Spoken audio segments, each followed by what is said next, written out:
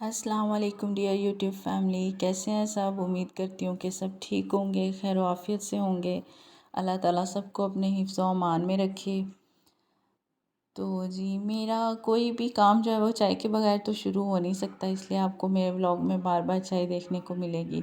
तो चाय पी के अब मैं आ गई थी चेयर अप होके राइस उबालने के लिए, क्योंकि मैं आज बना रही हूँ चाइनीज़ राइस। मैं बिल्कुल सिंपल तरीके से ही बनाती हूँ। मेरा शेयर करने का मतलब ये नहीं कि मैं कोई कुक हूँ और आप मुझे देख के सीखें। हर बंदे का कुकिंग का अपना ही तरीका होता है, तो मैं जैसे बनाती हूँ मैं वैसे आपको थोड़ा सा बता दूँगी। अगर आपको मेरा मेथड अच्छा लगे तो आप फॉलो कर सकते हैं। तो यहाँ पर मैं राइस उबाल रही हूँ। मैंने 1 मग राइस लिए थे। जो मेरा मेयरिंग मग है वो मैं 1 मग लेती हूँ, तो ऑलमोस्ट माशाल्लाह हमारी फैमिली में पूरा आ जाता है। तो साथ में ये मैं ना जो है मटर, गाजर, बंद गोभी, चिकन और शिमला मिर्च, आप कोई सी भी सब्ज़ी ऐड कर सकते हैं जो आपको अच्छी लगे। इसमें कोई सख्त किस्म के रूल्स तो नहीं हैं जिनको फॉलो किया जाए। वैसे भी हम लोग चाइनीज़ तो नाम के ही बनाते हैं, ज़्यादा तो हम अपना देसी तड़का लगाते हैं। तो जब देसी तड़का लगाना है तो फिर जो जो दिल करे वो डाल ली जाए। तो एक एग जो है वो भी मैं स्क्रैम्बल करके उसमें ऐड करूँगी।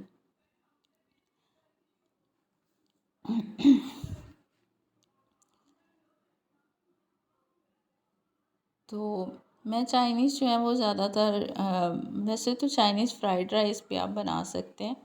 वो वो भी मैं अक्सर बना लेती हूँ, वो भी बड़ी मज़े की रेसिपी होती है। तो वो पुलाव टाइप सा बन जाता है, आई थिंक सो। ये ज़रा जो है ओरिजिनल रेसिपी जो है उससे थोड़ा ज़्यादा करीब तर है। तो इससे भी मैं बनाती हूँ। दूसरा जो पुलाव की तरह भी बना लेती हूँ, आपको जैसे अच्छा लगे। और जी कुछ लोग जो हैं वो जब एग को स्क्रैम्बल करने लगते हैं तो ब्लैक पेपर ऐड नहीं करते। मैं काली मिर्च जो है वो मेरे हस्बैंड को बहुत पसंद है, तो इसलिए मैं हर चीज़ में भर भर के ऐड करती हूँ। तो आप सॉरी थोड़ा इग्नोर कीजिएगा इस चीज़ को।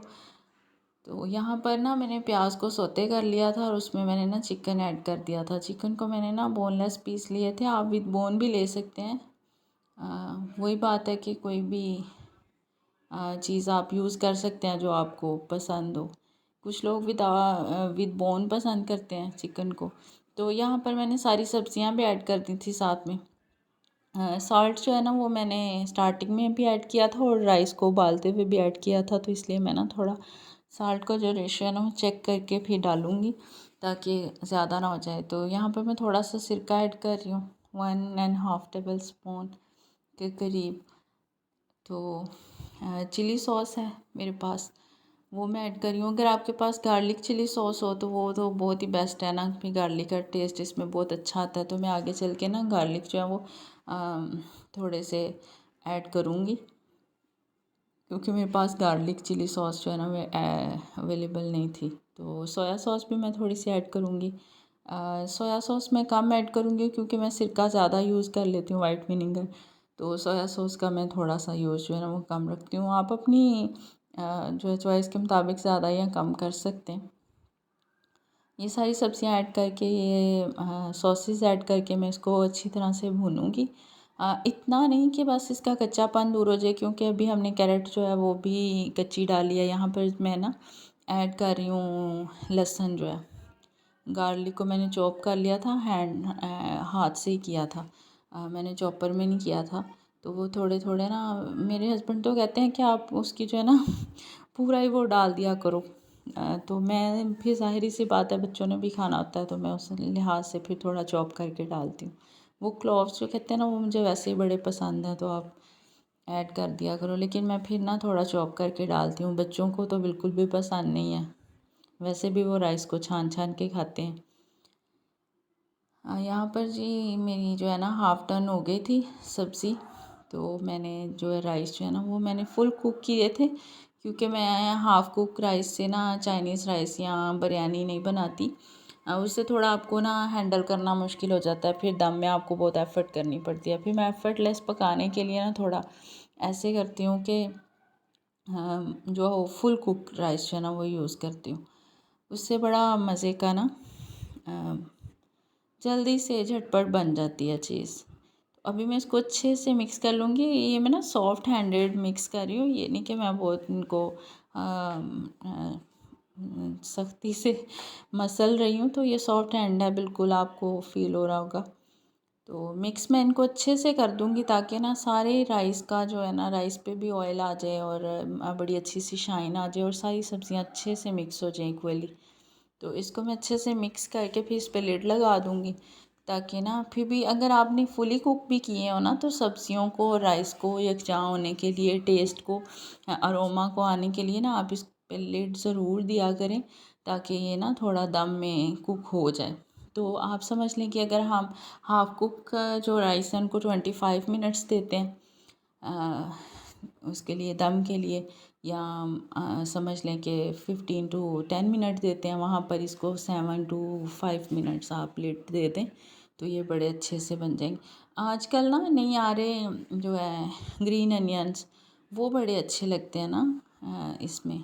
तो वो भी सीज़न में नहीं है तो इसलिए मुझे यहाँ से मिले भी नहीं तो मैंने ऐड भी नहीं किया। वैसे भी घर पे जो हो मैं उसी से बना लेती हूँ, मैंने कभी एफ़र्ट नहीं की।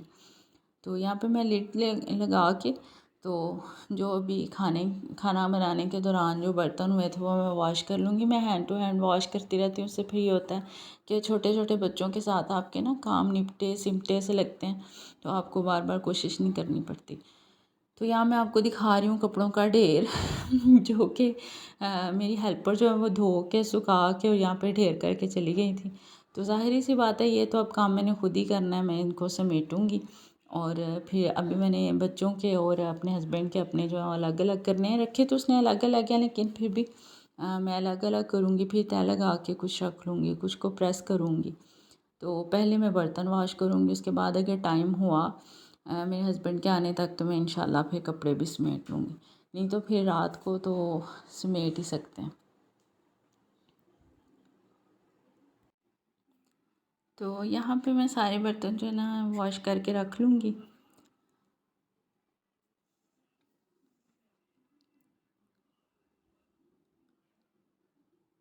अगर आप ना कम से कम बर्तन साथ साथ से धोते जाए ना तो ऐसा हाउसवाइफ आपको फिर बड़ी हेल्प मिल जाती है। मेरी हेल्पर आती हैं लेकिन वो दिन में ही आती हैं। जो भी मैंने काम करवाना होता है उनसे दिन में ही करवाती हूँ। रात के टाइम मेरे पास कोई भी हेल्पर अवेलेबल नहीं होती। फुल टाइम तो मैंने नहीं कोई भी रखी हुई।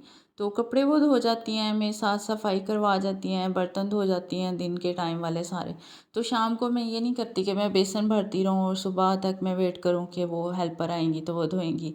ऐसा मैं बिल्कुल भी नहीं करती। रात को मेरे जितने भी बर्तन होते हैं मैं अच्छे से वॉश करके, तो चाहे मुझे जितनी भी लेट हो जाए जितनी भी डांट सुनने को मिल जाए, लेकिन मैंने अपने बर्तन जो है ना वो अच्छे से वॉश करके संभाल के किचन को एक दफ़ा क्लीन करके फिर मुझे अच्छे से नींद आती है। नहीं तो सुबह जब मैं किचन में उठ के आती हूँ ना मुझे ऐसे लगता है रात को ज़लज़ला आया था और सब कुछ इधर उधर हो गया है। तो ऐसी फीलिंग से बचने के लिए मैं फिर रात को चाहे मैं थकी हुई हूँ, जितनी भी थकी हुई हूँ, तो मैं अपना काम जो है वो समेट के तो फिर ही लेटती हूँ। तो मरियम तो अभी खेल रही है और अहमद साहब जो हैं वो अपने बाबा के साथ गए हुए हैं ज़रा घूमने फिरने। तो उनके आने तक मैं जो भरपूर फ़ायदा उठाऊंगी उस सारे टाइम का, अपने सारे काम मैं जल्दी जल्दी से ख़त्म करूंगी। तो अभी शाम का मेरा खाना भी बन गया है। तो आज मैंने व्लॉग जो है वो सुबह मॉर्निंग से स्टार्ट नहीं किया था, शाम को ही स्टार्ट किया था क्योंकि मैंने सुबह मॉर्निंग में कोई ख़ास काम नहीं किए थे। बस हेल्पर आई थी, उन्होंने कपड़े धोए और वो फिर बस सुखा के चली गई। तो डस्टिंग वगैरह हल्की फुल्की की थी मैंने। तो अदरवाइज़ वैसे साफ़ ही था घर। तो समेटा समेटी तो मैं साथ में करती रहती हूँ सारा दिन ना।